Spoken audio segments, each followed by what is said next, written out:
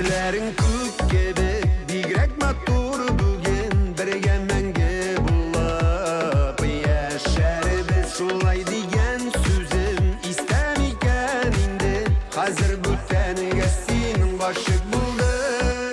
kuşaklama yaratmışam kuşaklama sizem kuren alayım bellem yüreğini yargılama kuşaklama yaratmışam kuşaklama sizem kuren alayım bellem yüreğini yargılama.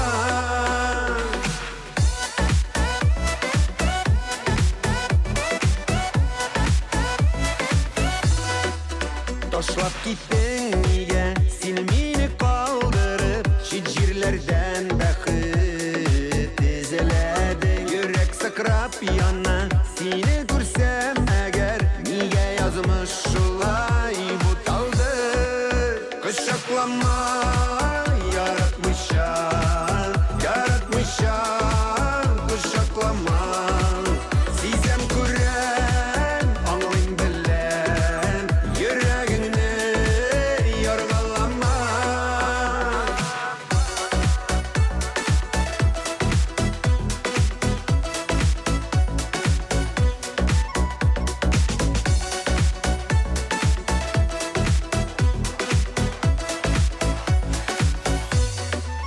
Küzgü yağmurlarda jiller bilen gildin gafu idi ballarıma bastın yine gene yirken gafu ite almam belki büten minem süyen yarım kuşaklama